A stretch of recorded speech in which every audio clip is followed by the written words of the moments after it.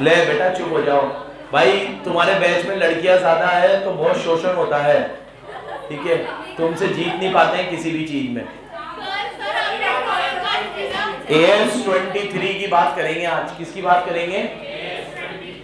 अरे इसका second lecture है आज। कल के लेक्चर में मैंने बस इंट्रो दिया था और मैंने आपको इक्विटी मेथड पढ़ाया था, जिसको आज हमने इससे भी पढ़ना है। इसके इक्विटी मेथड के क्वेश्चन भी करने हैं, ठीक है, तो अच्छे से सुनते जाना, चलते जाना, ठीक है, निपटा जाना स्टाइल से, इस तक तो आने ही मत देना। इक्विटी मेथड में मैंने आप लोगों को सब्सिडी पेरेंट ग्रुप का मतलब बता दिया, तो सिंपल है सब्सिडी सब्सिडी। मेन जो अपन ने बात करी थी इक्विटी मेथड की, क्या बात करी थी इक्विटी मेथड में, कि आप जब भी इन्वेस्टमेंट करो तो वो तो आप इनिशियल डेट पे डेट ऑफ एक्विजिशन पे कॉस्ट ऑफ इन्वेस्टमेंट निकालो। क्या निकालो? Cost of investment. और उसके बाद जिस दिन आपकी कॉस्ट ऑफ इन्वेस्टमेंट निकाली हो उस दिन की नेट एसेट निकालो। नेट एसेट कैसे निकलेगी? शेयर कैपिटल प्लस रिजर्व्स है कंपनी, जो भी उस दिन की नेट एसेट है, फिक्स एसेट करंट एसेट जोड़ के करंट लायबिलिटी माइनस करके जो भी नेट एसेट है, उस नेट एसेट में आपने कितना शेयर खरीदा है। 20% में आप एसोसिएट बनते हो, 20% में सॉरी वो आपकी एसोसिएट बनती है।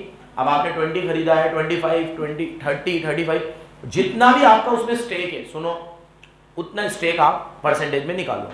अब वो नेट एसेट में आपका स्टेक आया 1 लाख और आपने इन्वेस्टमेंट करी है 1/20 की, तो 20,000 रुपये आपने ज़्यादा दिए हैं, तो वो 20,000 रुपये क्या दिखानी है आपको? गुडविल। क्या दिखानी है? गुडविल। और अगर मान लो आपका स्टेक आता है 1,40 और आपने दिए होते 1/20, तो 20,000 रुपये का क्या आता? कैपिटल। गुडविल की एंट्री करने की जरूरत नहीं, क्योंकि गुडविल उसमें शामिल ही है।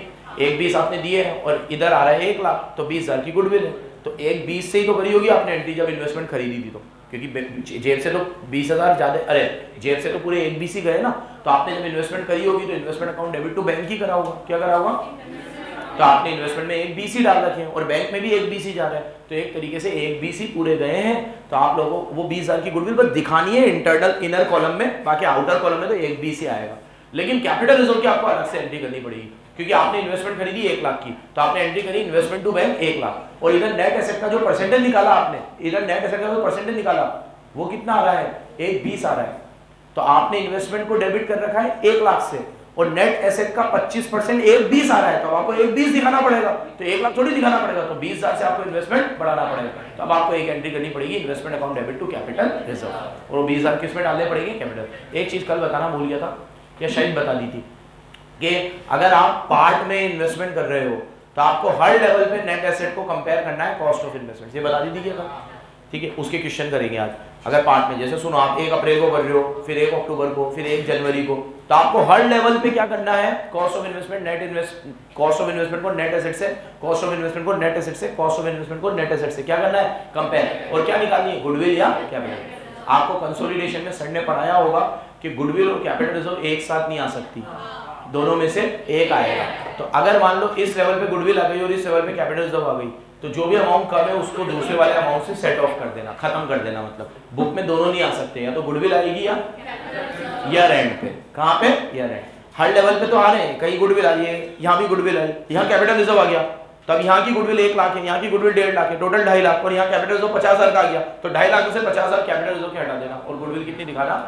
2 लाख। समझ गए? ये भी कल हमने बात कर ली थी, प्लीज सामने देखना। उसके बाद मैंने आप लोगों को बताया था कि इक्विटी मेथड में नेट एसेट में आप जब इनिशियल लेवल पे नेट एसेट निकालोगे तो निकल जाएगी, लेकिन जो ईयर एंड पे आप नेट एसेट निकालोगे वो कैसे निकलेगी? मैंने कहा था उसमें जो भी नेट प्रॉफिट आपको मिला है वो प्लस होगा, जो कंपनी ने डिविडेंड दिया है वो माइनस होगा, फिर जो आएगी नेट एसेट उसका आपको परसेंटेज निकालना है और उसको फिर वापस कंपेयर करके देखना है कि गुडविल है कि कैपिटल रिजर्व। तो आप लोगों को इस तरीके से डेट ऑफ एक्विजिशन पे भी करना है और ईयर एंड पे भी करना है। इसका फॉर्मेट आपने लिखाने को कहा था, तो मैं अभी लिखवा दूंगा आप लोगों को फॉर्मेट, ठीक है? ये भी कल बात हुई थी। फिर अपन ने ज्यादातर चर्चा कल किस पे करी थी? Significant influence. मोटा मोटा हमारा कंक्लूजन क्या निकला था कि सिग्निफिकेंट इन्फ्लुएंस कितने से मिलेगा?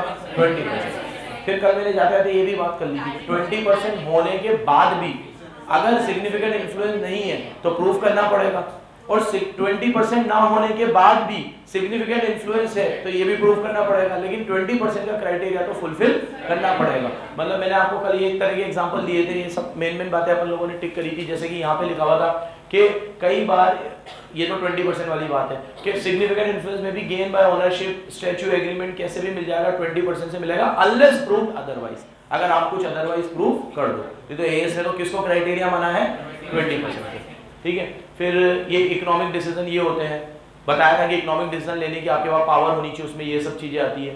और एक दो चीजें और क्या मेन थी इसमें, ये वाली चीज ये कि if it can be clearly demonstrated कि इन्वेस्टर 20% और मोर होल्ड करता है, does not have significant influence, फिर भी उसमें सिग्निफिकेंट इन्फ्लुएंस नहीं है तो उसे एसोसिएट नहीं माना जाएगा। लेकिन ये बहुत बड़ी बात है कि 20% होने के बाद भी सिग्निफिकेंट इन्फ्लुएंस ना हो, जैसे कि बात हुई थी कल हीरा ठाकुर की, जिसके पास 20% से ज्यादा था फिर भी उसका कोई उसके घर में सिग्निफिकेंट इन्फ्लुएंस नहीं था। मुश्किल है लेकिन ये चीज, अगर यहाँ पे मैंने ये भी बात कर ली थी कि डायरेक्ट और इनडायरेक्ट होल्डिंग दोनों को कंसीडर किया जाएगा, डायरेक्ट को भी किया जाएगा और इनडायरेक्ट को भी, ठीक है। उधर नहीं था लेकिन इधर है।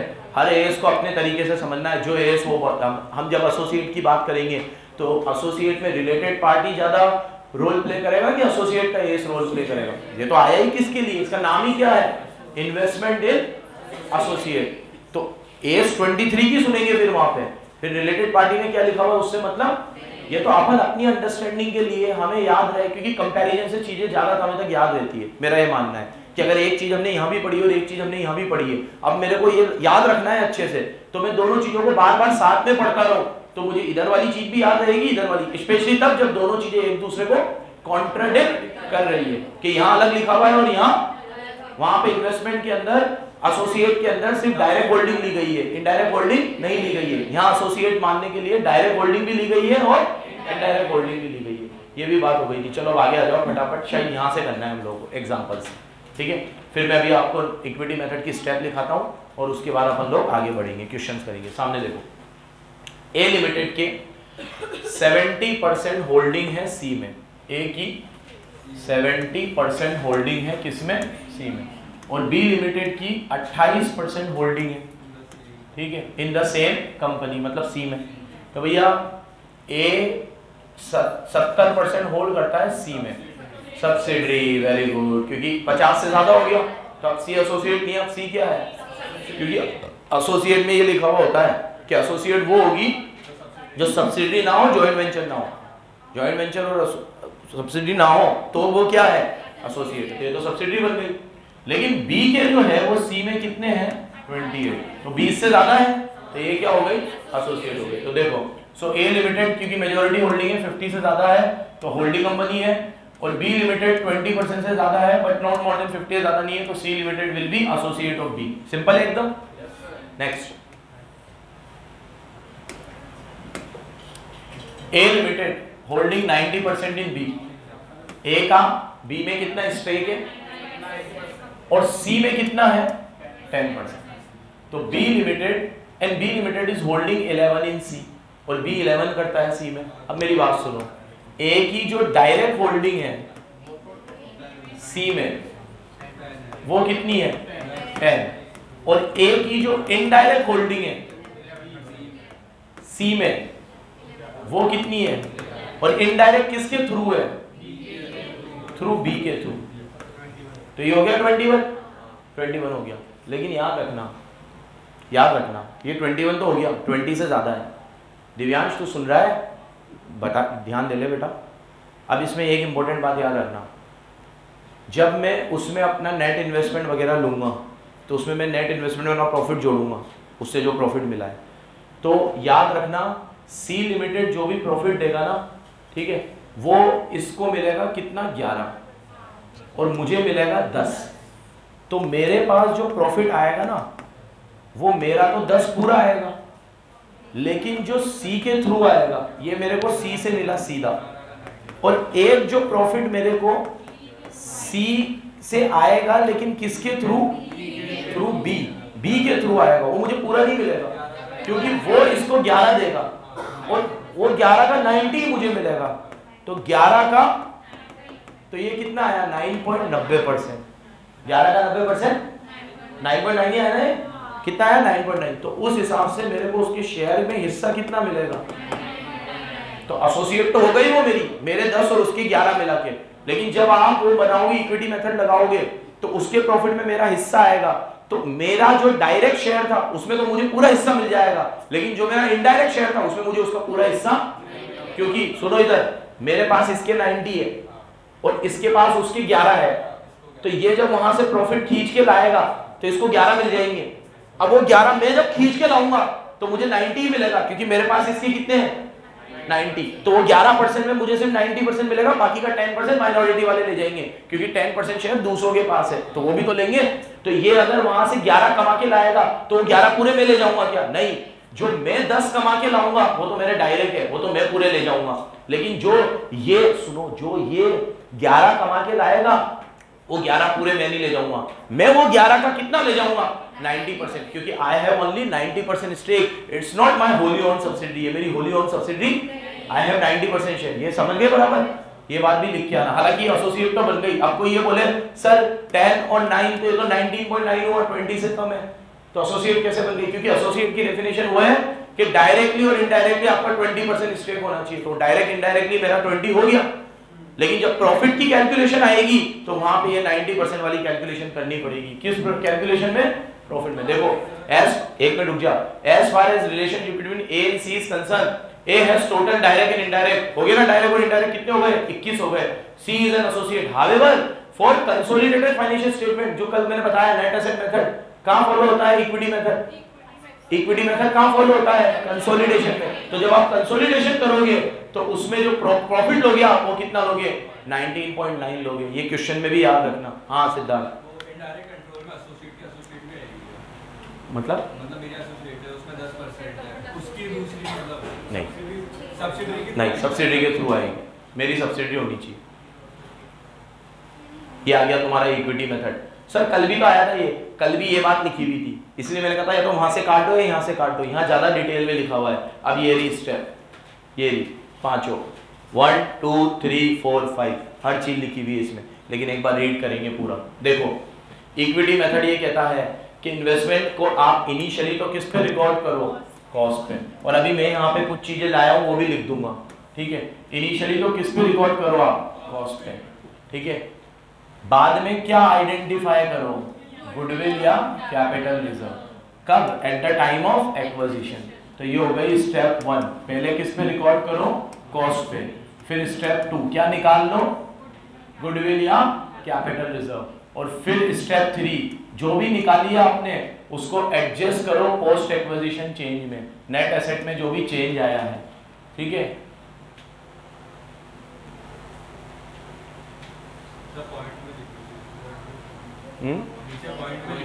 हाँ ये in CFS investment is to be recorded at cost, number 1। फिर कोई भी सरप्लस और डेफिसिट आएगा वो क्या माना जाएगा? गुडविल या कैपिटल रिजर्व, नंबर 2। एकदम सिंपल भाषा में। नंबर 3 जो भी डिस्ट्रीब्यूशन रिसीव होगा वो रिड्यूस हो जाएगा। ये थोड़ा गलत लिख दिया इसने। गलत क्यों लिख दिया? क्योंकि पहले ये लिखना चाहिए, क्या लिखना चाहिए? यहाँ एक स्टेप और जुड़ेगी कि जो भी प्रॉफिट आया है वो पहले क्या होगा? नेट एसेट में ऐड होगा। फिर जो डिस्ट्रीब्यूशन रिसीव हुआ है वो क्या होगा? लेस। यहाँ डिस्ट्रीब्यूशन का मतलब है डिविडेंड, ठीक है। तो आज अगर मेरी एसेट 5 लाख है और उसमें प्रॉफिट कमाए 1 लाख, तो वो 5 लाख में पहले 1 लाख जुड़ेगा, फिर उसमें से क्या होगा? डिविडेंड माइनस होगा। प्रॉफिट जुड़ेगा ही नहीं तो डिविडेंड माइनस कहां से होगा? तो पहले प्रॉफिट जुड़ेगा, फिर उसमें से डिविडेंड क्या होगा? माइनस होगा। और जो भी सब्सिक्वेंट चेंज हुआ नेट एसेट में तो वापस से गुडविल या कैपिटल रिजर्व निकाली जाएगी। ये पागलपन हमें 2 बार करना है, कल भी बोला, आज भी बोला, फिर बोलूंगा। डेट ऑफ एक्विजिशन पे और बैलेंस शीट डेट पे बोलो। हर लेवल पे गुडविल और कैपिटल रिजर्व निकलेगा, शुरू में भी और बाद में भी, ठीक है। लेकिन बाद में जो नेट एसेट निकलेगी वो ऐसे निकलेगी। और लास्ट जो भी कंसोलिडेटेड प्रॉफिट एंड लॉस है वो इन्वेस्टर का शेयर है एसोसिएट में। तो ये सारी चीजें सिर्फ किस में होंगी? कंसोलिडेशन में। किस में होगी? आप अपने सेपरेट फाइनेंशियल स्टेटमेंट में, कल भी बोला था, सेपरेट फाइनेंशियल स्टेटमेंट में इन्वेस्टमेंट इन एसोसिएट AS 13 के हिसाब से दिखाओगे, जो ये कहता है कि लॉन्ग टर्म इन्वेस्टमेंट किस पे दिखाई जाती है? कॉस्ट पे। लॉन्ग टर्म इन्वेस्टमेंट किस पे दिखाई जाती है? ठीक है बच्चों, एक प्रैक्टिकल क्वेश्चन करते हैं। अब इसको कुल लिखाने की जरूरत नहीं है, ये वही है, ठीक है। और ये भी आज पहली बार पढ़ रहे हैं तो थोड़ा है, 3-4 बार पढ़ लेंगे तो ये स्टेप भी कुछ याद नहीं रखनी, क्वेश्चन आएगा अपने आप स्टेप दिमाग में आ जाती है करना क्या है। देखो ये क्वेश्चन आएगा सामने, देखो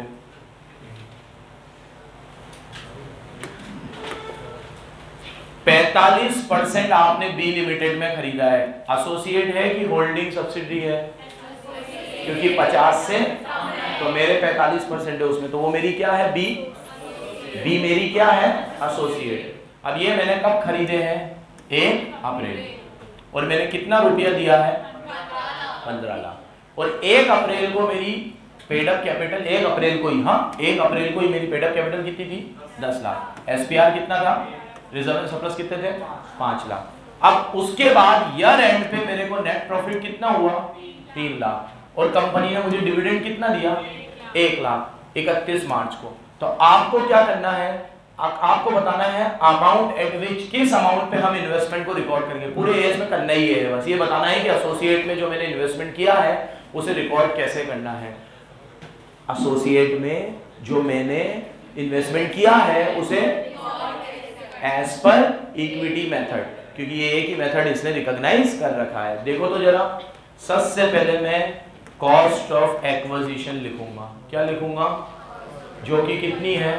15 लाख। कितनी है? फिर मैं लिखूंगा शेयर इन नेट एसेट। क्या लिखूंगा? और ये मैं करूंगा 1 अप्रैल 2011। 1 अप्रैल 2011। सुन रहे हो बराबर? यहाँ देखो जरा, नेट एसेट कितनी है? 10 लाख प्लस 1 लाख प्लस 5 लाख, यही है। पूरी मेरी है ये पूरी मेरी है। इसमें मेरा कितना हिस्सा है? इंटू 45%, 45%, 7 लाख। अब आपको देखना होगा कि गुडविल है कि कैपिटल रिजर्व। क्या है?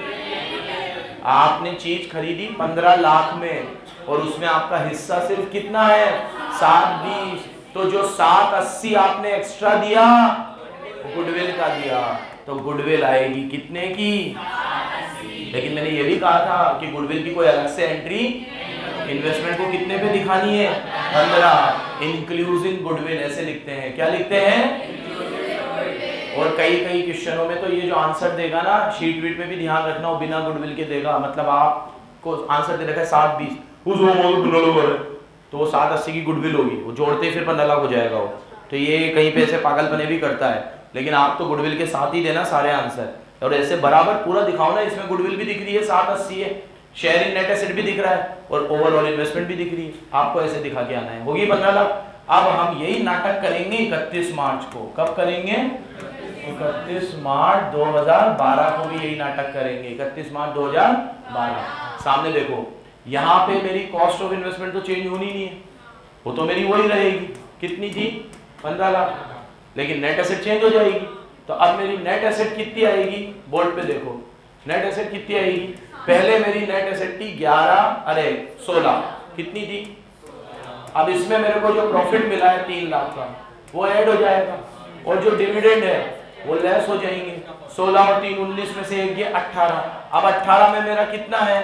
45%। तो कितना आएगा? 8 लाख। अब 15 में से 8 जाएंगे, 15 तो मेरी इन्वेस्टमेंट है, तो वही अब मेरी गुडविल कितनी हो जाएगी? 6 लाख से। अच्छा ये 8-10 है, तो 8.1 और ये 6.9। ठीक है, प्रेजेंटेशन देख लेना एक बार। ये 15 लाख, ये टोटल 16 लाख। 16 लाख का 45%, 720। 15 में से 720 गए, गुडविल कितनी आई? 7। ये परफेक्ट है, लेकिन आगे 1-2 क्वेश्चनों में हिला देगा इसको, तो आप तो यही वाला फॉलो करना। ये परफेक्ट है एकदम। यार भी समझ में आ रहा है बेटा? हाँ, तबीयत खराब है, फिर समझ में आ रहा है ना? चलो आगे देखो, अब अगले वाले लेवल पे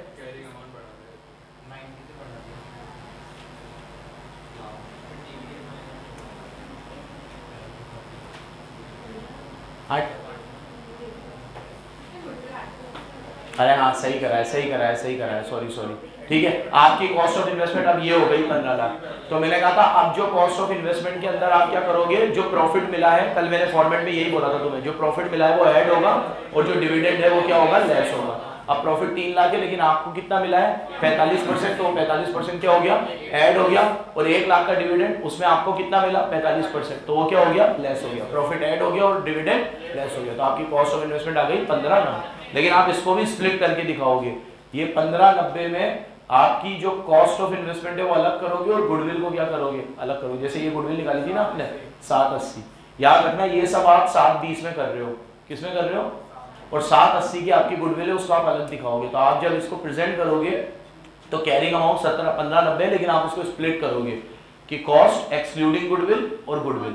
तो गुडविल कितनी दिखाओगे 780 और कॉस्ट एक्सक्लूडिंग कितनी दिखाओगे, 15 में से 7 हटा देना, 810 जो हमारी आ रही थी, 810 और 780। कोई डाउट इसमें? प्रॉफिट जो ऐड हुआ है वो क्यों हुआ है वापस सुन लेना। आज अगर मान लो ये मेरी कंपनी में मेरी इन्वेस्टमेंट थी 15 लाख की जितनी भी थी, तो कंपनी जो भी कमाएगी अब वो पैसा मुझे मिलना चाहिए, तो वो मेरी कॉस्ट में क्या हो गया, ऐड हो गया। मेरी एसोसिएट पूरा तो नहीं मिलेगा, मेरे पे 45% ही मिलेगा। और जो पैसा through out the year company ने मुझे दे दिया वो इस प्रॉफिट में शामिल है, तो मैं प्रॉफिट को एक तरीके से नेट करके ले रहा हूं कि मुझे मिलना चाहिए कितना, 1/35। डिविडेंड के रूप में मुझे 45 मिल चुका है, तो 1/35 में से 45 हटा दिया, तो अब मुझे उस कंपनी से कितने लेने निकल रहे हैं, 90। तो वो मेरी इन्वेस्टमेंट में जुड़ गया, तो मेरी इन्वेस्टमेंट अब 15 की जगह कितनी हो गई, 15। ऐसे क्लियर? क्या चीज? नहीं गलत किया, वो इसी में होगा वो, ठीक है। मैंने तुम्हें कल बताया वही था, मैं जल्दी जल्दी में उसमें कर गया, करना इसी में आपको कॉस्ट ऑफ इन्वेस्टमेंट में ही करना है। एक क्वेश्चन और देखो, अब ये 1-2 थ्योरी के टॉपिक और है, ध्यान से सुनना। इक्विटी मेथड आपको हमेशा फॉलो करना है, मतलब जब भी आपकी एक एंटरप्राइज एसोसिएट बन गई, 20% कंट्रोल या सिग्निफिकेंट इन्फ्लुएंस आपका आ गया, तो उसमें आपको क्या करना है, हमेशा इक्विटी मेथड फॉलो करना है। 2 केस को छोड़कर, इन 2 केस में आपको इक्विटी मेथड फॉलो नहीं करना। तो ये थ्योरी में आ सकते हैं, ये एक्सेप्शन हो गए। क्या हो गए? और ये वापस से जो ये दे रखे ना, ये इसी एक्सेप्शन को डिटेल में समझा रखे हैं, तो बराबर से सुनते जाना। ये 2 एक्सेप्शन क्या है। नंबर 1, अभी जैसे सपोज करो मैंने किसी कंपनी में 20% इन्वेस्ट किया, but temporary purpose. Temporary purpose मतलब मेरा इंटेंशन रखने का नहीं है, मेरा ये है कि अभी मार्केट में चीजें नीचे आई है तो खरीद लो, वापस से बेच दूंगा। तो ये तो मैं कंसोलिडेशन पर्पस से कर रहा हूँ, लॉन्ग टर्म पर्पस से कर रहा हूँ, तो इक्विटी मेथड में इतनी मगजमारी करूँ। जब मैंने लेकर खरीदा इसी इंटेंशन से कि मैं तो आगे बेच दूंगा नियर फ्यूचर में, 2 महीने 3 महीने 8 महीने मैं बेच ही दूंगा, श्योर हूं मैं, तो फिर मेरे को ये सब मगजमारी करने की जरूरत नहीं है। जो खरीदा उसे कॉस्ट पे दिखा दो, जब सेल करो सेलिंग प्राइस पे दिखा देना, प्रॉफिट या लॉस P&L में बुक कर लेना, आपको इतनी मगजमारी करने की जरूरत नहीं है। तो देखो, when control is intended to be temporary purpose because investment is acquired, investment इसी पर्पस से एक्वायर की गई है कि वो नियर बाय फ्यूचर में डिस्पोज कर दी जाएगी। इसने कहा है नियर फ्यूचर को हमने एक्सप्लेन किया है, जो कहीं पे भी नहीं किया है, ठीक है। हाँ, ये कहीं पे भी एक्सप्लेन नहीं किया है। नियर फ्यूचर आप 3 to 6 मंथ मान सकते हो। जैसे एक एएस आया था जिसमें आप लोगों को मैंने सब्सटेंशियल पीरियड ऑफ टाइम बताया, कहाँ पे, बोरोइंग कॉस्ट में, तो वो अपन ने कितना माना, 12 महीने माना। एक और एएस आया था जिसमें अपन ने कोई डेट की बात करी, किसी चीज की बात करी थी,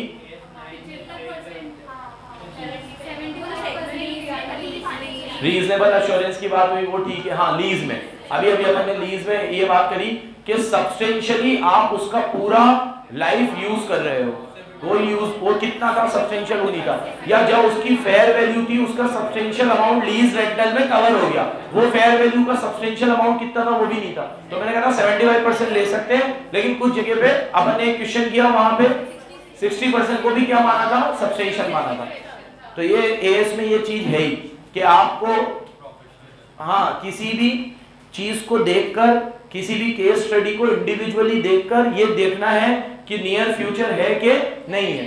कई बार मेरी बात सुनो, 3 महीने से 6 महीने को नियर फ्यूचर बोल दो, कई चीज को साल भर के लिए भी नियर फ्यूचर बोल सकते हैं। जैसे इस चीज की नेचर ही ऐसी है कि आज खरीदा है तो 1 साल के पहले बिक ही नहीं सकती, तो इसका तो नियर फ्यूचर ही 1 साल हो गया, क्योंकि मैंने खरीदा है ऐसे 1 साल के अंदर अंदर बेचो, बिकेगा ही 1 साल में, बिकेगा ही 8 महीने में। 8 महीने के पहले होल्डिंग पीरियड है, मेरे को इतना रखना ही पड़ेगा, रिटेन करना ही पड़ेगा।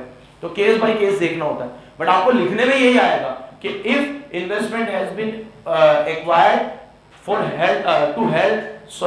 To dispose, investment has been acquired for disposal in near future. अगर आप इन्वेस्टमेंट एक्वायर कर रहे हो डिस्पोज करने के लिए नियर बाय फ्यूचर में, तो आपको इक्विटी मेथड फॉलो नहीं करना। ये एक्सेप्शन नंबर 1।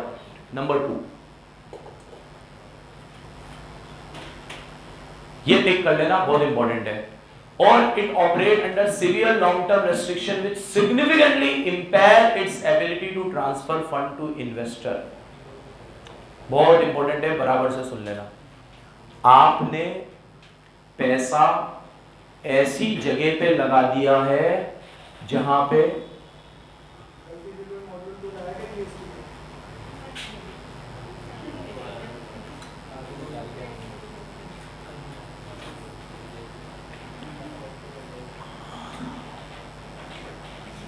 आपने गलती से पैसा ऐसी जगह पे लगा दिया है कि अब वो पैसा वापस आने में बहुत ज्यादा लॉन्ग टर्म रेस्ट्रिक्शंस है और बहुत मुश्किल चांस है कि वो पैसा वापस आएगा।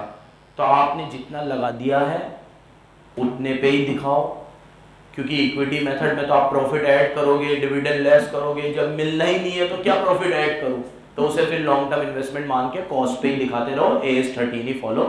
जैसे आज मैंने कोई पैसा लगा दिया किसी ये इजराइल, ईरान और ये रशिया या ये इस तरह की फिलिस्तीन और इस तरह की कंपनियों में पैसा लगा दिया मैंने, और वॉर अब कब तक चलेगी, क्या होगा, पैसा भी आएगा, और ऐसी कंपनियों में लगा दिया जिनके साथ हमारी कंट्री के टाई अप अच्छे नहीं है और अब बिल्कुल तरह के रिश्ते खत्म हो गए हैं सब, और बहुत मुश्किल है अब ये पैसा वापस आना। तो भैया इसमें आप लोग प्रूडेंस फॉलो करो और इक्विटी मेथड की जगह आप उस इन्वेस्टमेंट को कॉस्ट पे ही दिखा दो, because there are severe long term restriction. इतनी ज्यादा लॉन्ग टर्म रेस्ट्रिक्शंस है कि फंड ट्रांसफर होने की प्रोबेबिलिटी बहुत ही कम है। मतलब जो पैसा उसमें लगाया है वही वापस मिल जाए तो बहुत बड़ी बात है, प्रॉफिट ऐड करना तो समझदारी नहीं।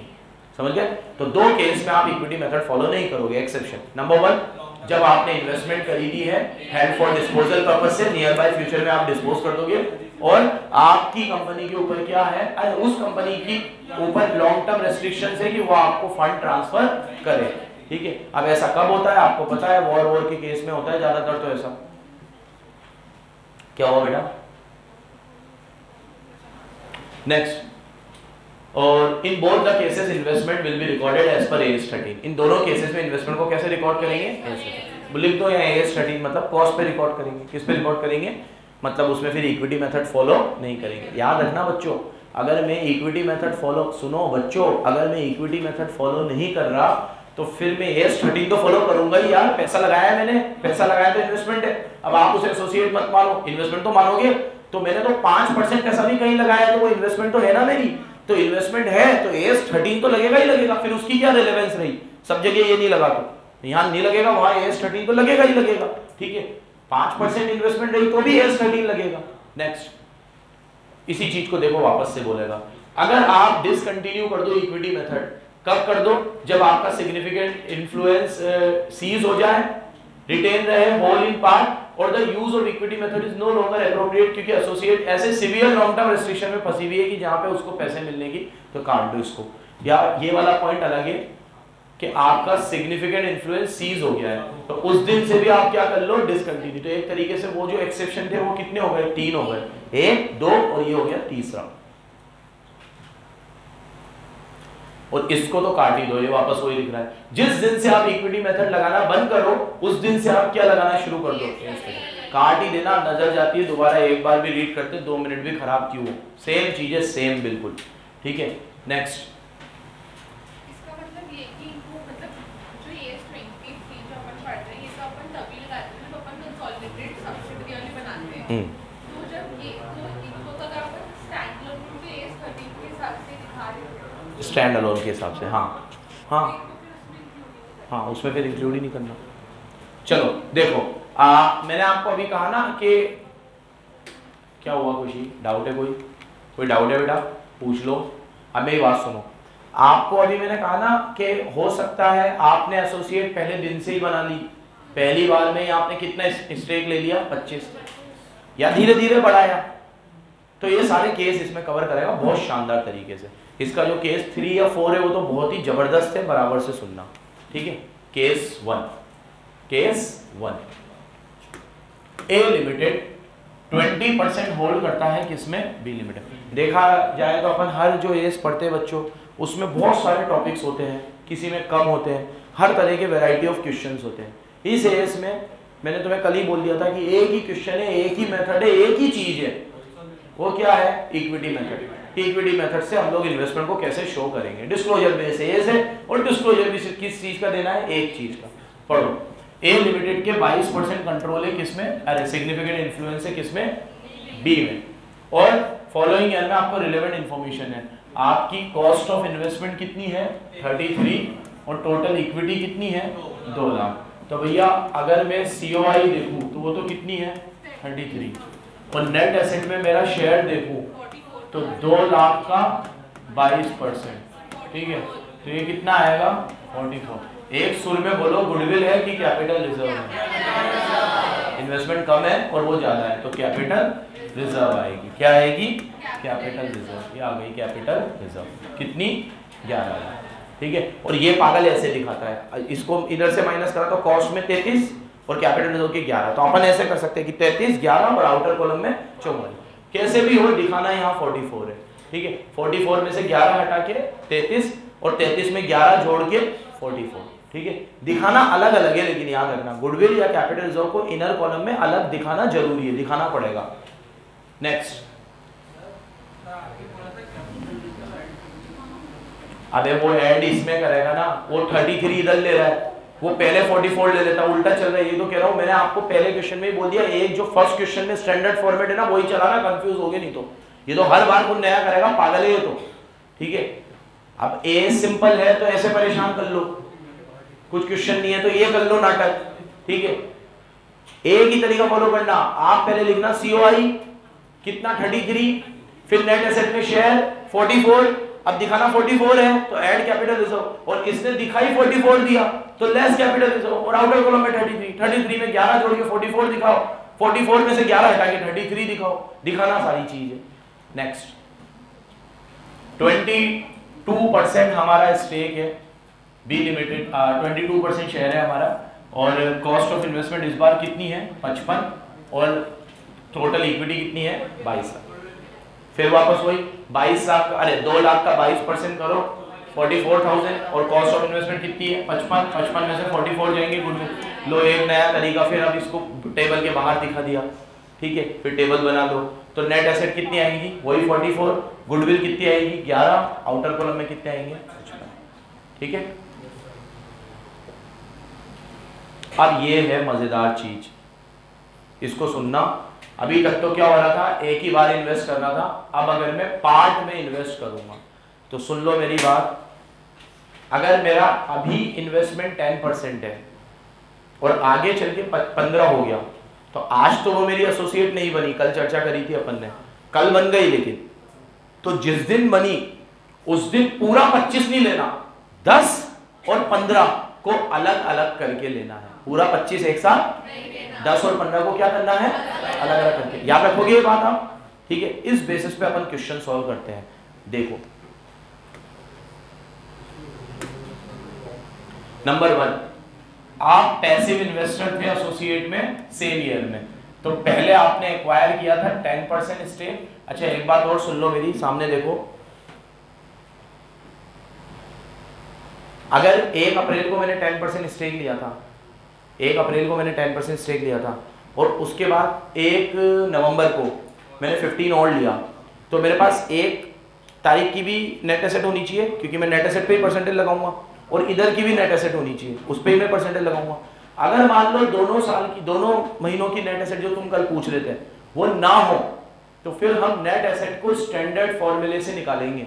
स्टैंडर्ड फॉर्मूला क्या, कि एक बार बताओ आप कि अगर ये मेरी पूरी इक्विटी है, ये पूरी मेरी एसेट है, अब मैं आपको कहूं कि 6 महीने बाद इस एसेट में क्या परिवर्तन आया होगा, तो या तो मैंने कोई एसेट नहीं खरीदी होगी जो इसमें जुड़ी होगी, या कोई एसेट बेची होगी तो इसमें से माइनस हुई होगी, या मैंने जो भी प्रॉफिट कमाया होगा वो इसमें ऐड, अगर मैंने निकाला नहीं होगा तो वो इसमें क्या हुआ होगा क्योंकि नेट एसेट का एक तरीके से फॉर्मूला क्या है, equity plus reserves and surplus. क्या फॉर्मूला है? तो जितना भी रिजर्व मैंने इन सालों में कमाया, इन महीनों में कमाया, वो इसमें ऐड ही होना चाहिए। अगर मैंने निकाला नहीं है तो अगर नेट एसेट ना दे तो आप ये स्टैंडर्ड फॉर्मूला याद रखना, fixed asset plus current asset minus current liability, और इधर से चले तो equity share capital plus reserves and, समझ गए? अगर नेट एसेट ना हो तो, वैसे तो ये हर डेट पे देगा, देनी भी जरूरी है, हम अपनी मर्जी कैसे निकालेंगे, ना दे तब की बात है। चलो 10% स्टेक है हमारा 1 अप्रैल को, और 1 अक्टूबर को हमने सेम ईयर में 15 और ले लिया। तो अब आपको पता चल गया 10 और 15 कितने हो गए, 25। तो आपका ये मानना था और मेरा भी यही मानना था कि जब 25 हो रहा है तब से एसोसिएट मानो और तब से अकाउंटिंग करो, लेकिन इसका क्या मानना है कि हर सेपरेट डेट पे आपको डिस्क्लोजर देना है। लेकिन आप कोई रेट्रोस्पेक्टिव पीछे जाने की जरूरत, वही चीज आपको अभी करनी है, बस जो चीज आप पहले करते लेकिन वो चीज आपको अभी करनी है। क्वेश्चन के हिसाब से ये चीज है, प्रैक्टिकल लाइफ में तो ये चीज फालतू है मेरे हिसाब से, बावलेपन है। प्रैक्टिकल लाइफ में आप ऐसे कैसे पीछे जाओगे, अलग करोगे, जिस दिन एसोसिएट बनेगी उसी दिन से दिखाओगे, ठीक है? तो कुछ चीजें ऐसी होती है जो अपन सिर्फ क्वेश्चन के एस्पेक्ट में करते हैं, ठीक है? जैसे अभी मैं कल ही उनको पढ़ा रहा था, कंपनी आप लोग एंट्री करते हो bank account debit to share application, share allotment, share first call, share final, कहां होता है? प्रैक्टिकल लाइफ में ये एग्जिस्ट करता है? सारा पैसा कैसे आ जाता है? सारा पैसा एक बार में आ जाता है, 100 का शेयर हो, 150 का हो, 200 का हो, 300 का, ये कहाँ है? ये तो कहीं है ही नहीं अब कि फर्स्ट कॉल मंगाओ फिर अलॉटमेंट मंगाओ, चल रही है वो प्रथा है। और जब यही नहीं है, जब पैसा टुकड़ों में ही नहीं आता तो फॉरफिट कहां से होगा? क्योंकि कोई डिफॉल्ट ही नहीं करता। और आज तो वो जमाना है जहां पे लोग बढ़ चढ़ के शेयर लेते हैं। हाँ, आईपीओ में तो और उल्टा तुम लोग ज्यादा ले लेते हो, ओवर सब्सक्रिप्शन हो जाता है और उल्टा हमें तुम्हारा पैसा रिफंड करना पड़ता है। लेकिन आप सोचो अगर प्रैक्टिकल एस्पेक्ट से कंपनी पढ़ाई जाए तो फिर 12th का 25 नंबर तो बोनस हो गया। क्या पढ़ा है फिर? नया एप्लीकेशन अलॉट, पूरा पैसा एक साथ आ गया। ओवर सब्सक्रिप्शन भी नहीं पढ़ा सकता, क्योंकि ओवर सब्सक्रिप्शन में पढ़ाते हैं कि ज्यादा पैसा आ जाएगा तो अलॉटमेंट में डालेंगे, कॉल में डालेंगे। अब ज्यादा पैसा आएगा तो रिफंड ही करूंगा, क्योंकि अलॉटमेंट और कॉल तो है ही नहीं, सारा पैसा क्या करूंगा? रिफंड। तो पहले करूंगा बैंक टू एप्लीकेशन, फिर एप्लीकेशन टू बैंक, खत्म। तो इसलिए कुछ चीजें ऐसी है जो क्वेश्चन को बनाने के लिए होती है, प्रैक्टिकल लाइफ में शायद एग्जिस्ट ना भी करे। चलो 10% डी लिमिटेड का एक्वायर किया और 15% हमने 1 अक्टूबर को सेम ईयर में एक्वायर कर लिया। अब देखो कॉस्ट ऑफ इन्वेस्टमेंट जो मैंने पहली बार का 10% खरीदा ना, वो कितने में खरीदा था? 1 लाख में। और जो अगली बार का 15% मैंने खरीदा ना, वो कितने में खरीदा था? 1.45 में। बराबर सुनना। अब मेरे को दोनों नेट एसेट देनी पड़ेगी इसको, ये दिए इसने। 1 अप्रैल को नेट एसेट कितनी थी, उसके बाद कितनी हो गई? अब इसे परसेंटेज ही तो लगानी है, इस पे लगाओ 10%, तो कितना आएगा? 85। फिर इस पे लगाओ 15%, तो कितना आएगा? 1.5। एक सुर में बोलना, 85 की चीज 1 लाख में खरीदी, 15,000 की क्या आएगी? यारी, ठीक है? और फिर 1.5 लाख की चीज 1.45 में खरीदी, ठीक है? ये रही कैपिटल। और अभी थोड़ी देर पहले बोला दोनों एक साथ नहीं दिखा सकते, तो 15 की गुडविल है और 5 की कैपिटल रिजर्व है, तो आप नेट करके 10 की गुडविल दिखाओगे।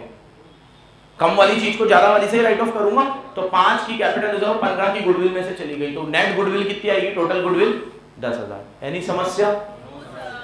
आ गया। अच्छा, एक सवाल आप लोगों से पूछूंगा मैं, ये केस 2 शुरू करने से पहले सोच समझ के जवाब देना, सोच समझ के जवाब देना। बैलेंस शीट डेट पे मैं COI कितनी लिखूंगा? अरे यार, बैलेंस शीट डेट पे मैं COI कितनी लिखूंगा? मेरा पहले 10 था, अभी 15 है, टोटल इन्वेस्टमेंट 25 हो चुका है 1 अप्रैल को, फिर अक्टूबर को। तू बोल वैशाली कुकरेजा, 255 पूछ रही है, बता रही है। तू बता दिव्यांश, कैसे 245?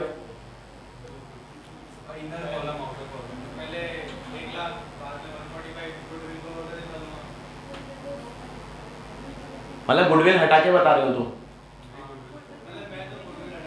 गुडविल हटा के बता रहा है, हाँ। बोल सिद्धार्थ। वो आउटर कॉलम में तो 245 से दिखाएंगे, हम्म ऊपर दिखाएंगे वो 255, उसमें से 10,000 की गुडविल लेस कर देगा 245 जोड़ के लेस।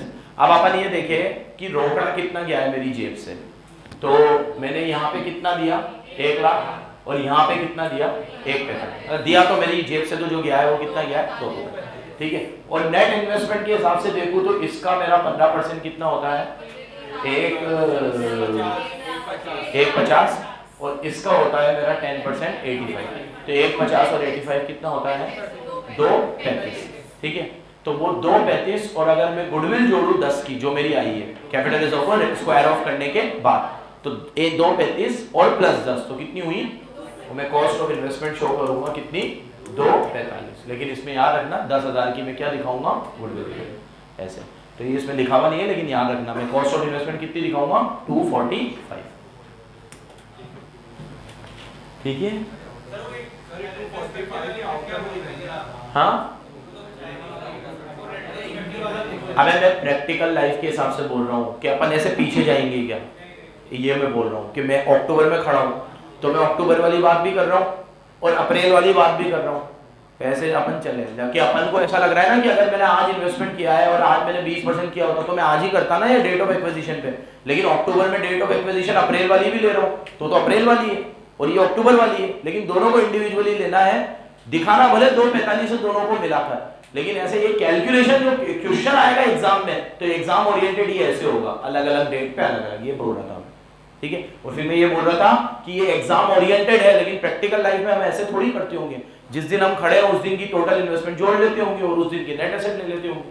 चलो नेक्स्ट, अब मैंने वापस से 10% इन्वेस्टमेंट किया और 15% किया, देखो इधर इस बार मैंने कॉस्ट ऑफ इन्वेस्टमेंट कितना है मेरा 1 लाख और अगली बार कितना है 1%। यहाँ मेरी नेट एसेट दोनों डेट के अलग अलग दे रखी है, अप्रैल की भी और अक्टूबर की भी, 8.5 और इधर की कितनी है 10, लो 8.5 का 10% लूंगा और 10 लाख का 15% लूंगा, 10 लाख का 15% 1.50 बोलो खुशी तरानी क्या है इधर गुडविल है कितनी 15 और इधर भी गुडविल ही है, हाँ इधर भी गुडविल ही है, 1.5 की चीज कितने में खरीदी है, क्या कर रहे हो तुम, गुडविल ही तो है इधर भी, तो इधर भी कितने की गुडविल है 5, ये देख लो इधर भी 15 की क्या है गुडविल, ठीक है बेटा अटेंटिव रहा करो खुशी, ऐसा वहां गुडविल है यहाँ कैपिटल रिजर्व हो जाएगी, आराम से देख के बताओ, और यहाँ पे गुडविल कितनी है 5, तो पहले की गुडविल 15 और अभी की गुडविल 5, तो कितनी हो गई 20, ये केस 2 हो गया। तो क्या सिखाया इसने केस 1 और केस 2 में, केस 1 में गुडविल और कैपिटल रिजर्व दोनों आए तो स्क्वायर ऑफ करके गुडविल ले ली, और केस 2 में दोनों में ही गुडविल आए तो गुडविल ले ली, ठीक है। अब केस 3 ये है सबसे मजेदार केस, बराबर से सुनना, इसको मैं थोड़ा अलग तरीके से सॉल्व करूंगा, इसका तरीका थोड़ा अलग रहेगा, और इसने भी 2 तरीके से सॉल्व किया है। देखो इधर पहले तो ये पूरी रामायण करी, ये तो जने क्या ही करा है इसने, मतलब अच्छा खासा किसी को ये समझ में आ रहा हो ना और वो ये पढ़ ले, उसके दिमाग की पूरी पिक्चर बन जाए, जबरदस्ती करा इसने, और ये सब करके भाई ने पूरी मेहनत करके जो आंसर लाया, ये लाया ये दोनों को जोड़ के 177, और फिर इसने अल्टरनेटिव तरीके में भी कितना लेकर आया, अल्टरनेटिव तरीका कहाँ गया इसका,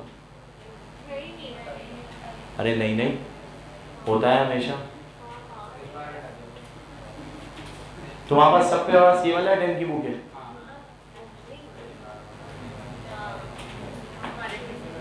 पॉज कर 1 मिनट इसको,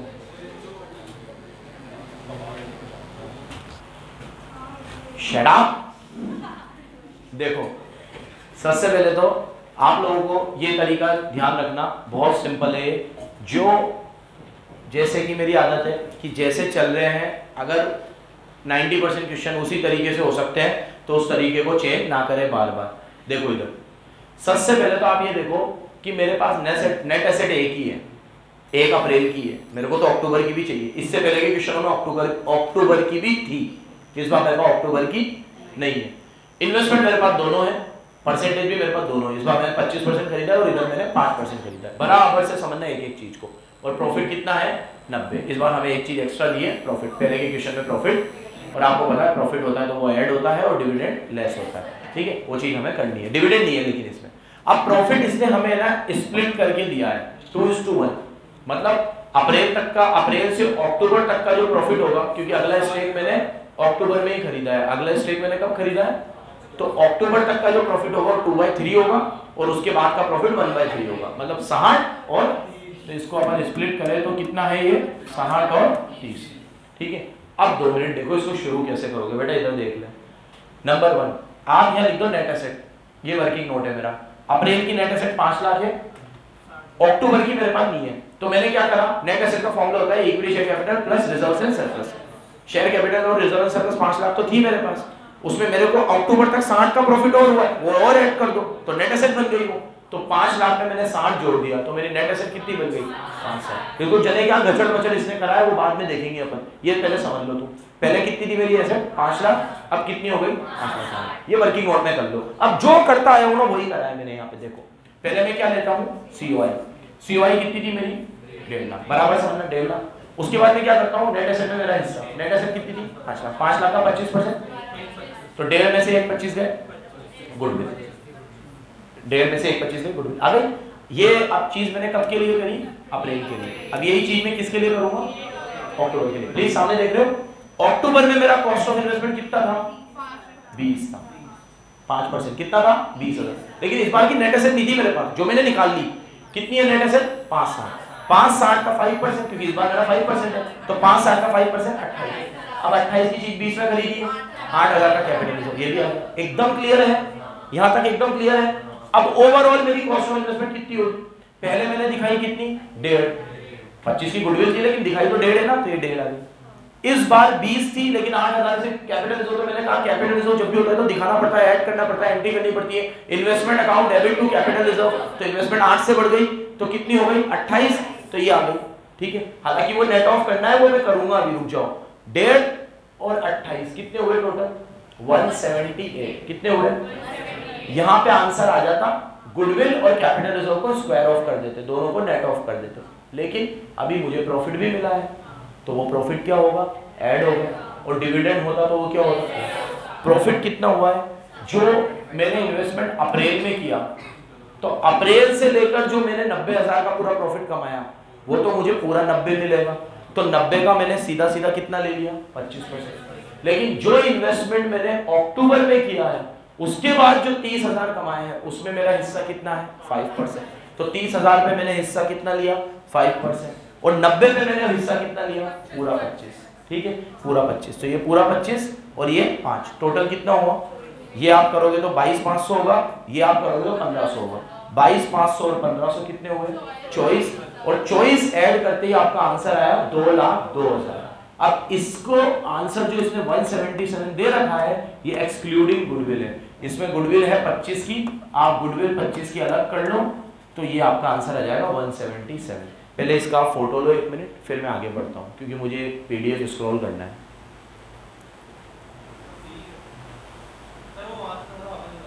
कहाँ से, ओवरऑल में बता रहा हूँ, ओवरऑल में मेरी पहले 1/4 को इन्वेस्टमेंट थी 1.5 लाख, अभी मेरी इन्वेस्टमेंट 20 थी, कैपिटल रिजर्व जोड़ के हो गई 28, तो ये मैंने ले ली कितनी 28, स्क्वायर ऑफ नहीं किया है मैंने, मैं बताऊंगा अभी क्यों नहीं किया है, ठीक है। ये 1.5 और 28 कितने हो गए टोटल 178। ये पहले के जो 2 केस पढ़ाए ना, उसमें यही आंसर था, क्योंकि पहले के दोनों केस में प्रॉफिट नहीं था, डिविडेंड नहीं था। उसके पहले जो एक इलस्ट्रेशन कराया उसमें प्रॉफिट ऐड कराया, डिविडेंड लेस किया, इसमें प्रॉफिट था तो ऐड करा, इससे पहले नहीं था, तो प्रॉफिट है तो प्रॉफिट क्या करना है, प्रॉफिट लिया कैसे ये समझ लो। अभी मैं यहाँ खड़ा हूँ, यहाँ अप्रैल में, तो यहाँ से लेकर साल भर में जितना भी प्रॉफिट कमाया वो टोटल 90 है ना, उस 90 पे मेरा 25% है, क्योंकि मैंने यहाँ इन्वेस्ट कर दिया था 25%, तो मुझे मिलना चाहिए। लेकिन जो बाद के 6 महीने में मैंने कमाया, उसमें मेरे को कितना मिलना चाहिए, सिर्फ 5% ही मिलना चाहिए। तो अगले जो 6 महीने में मैंने कमाया अक्टूबर के बाद 30,000 वाला, उस पे मैंने कितना स्ट्रेक लिया 5%, और 90 पे मैंने पूरा 25 लिया, तो 90 पे 25 लिया मेरा 22.5, और 30 पे 15 लिया मैंने 1500, 1500 और 22.5 आया 24, ये 24 मैंने ऐड किया, आंसर आना चाहिए ये, इसमें गलत लिखा हुआ है 177 एक्सक्लूडिंग गुडविल है। अब मैं इसमें ये फोटो ले लिया तुमने, अब एक गलती भी मैं तुम्हें इसमें बताता हूँ जो हमेशा से है, लेकिन ये लोग सही नहीं करते, ठीक है। क्या गलती है, ये 1 25 और 25 यहाँ पे इसने अलग करा, ठीक है। इसका आंसर आया 177। वो वाला सॉल्यूशन दे, वो सेकंड वाला था ना जो, एक बार वो ग्रुप पे एक स्क्रीनशॉट लेके ग्रुप पे डाल दे। अब इसको यहाँ खोलूँ भी कैसे, देखो इसमें ये लिखा हुआ है ऑल्टरनेटिव सॉल्यूशन में इन्वेस्टमेंट इन एसोसिएट 1 25 और ब्रैकेट में लिखा हुआ है इंक्लूडिंग गुडविल, जो गलत है। यहां वर्ड आएगा एक्सक्लूडिंग गुडविल, एक्सक्लूडिंग गुडविल के अलावा 1 25 आता है, तो ये गलत लिख दिया। इसने इंक्लूसिव की जगह क्या आएगा, एक्सक्लूडिंग। उसके बाद इसने 28,000 फर्दर इन्वेस्टमेंट के ऐड किए 1.5 में, वो जो मैंने अभी लिखा था 28। उसके बाद इसने प्रॉफिट का ऐड किया 90 का 25% और 30 का 5%, जो मैंने अभी किया, तो ये आया इसका 24, 28, 1 25, तीनों को जोड़ा तो इसका आंसर आया 177। इसने गुडविल को हटा के लिया। तो आप गुडविल को जैसे ही जोड़ोगे तो ये 177 में 25 जोड़ते ही कितना हो जाएगा आपका 2,02,000। समझ गए, ठीक है। अब एक मिनट रुक जा। आज का लेक्चर यहाँ पे समाप्त होता है, यहाँ से कल देखूंगा और जो भी डाउट हो पूछ लो।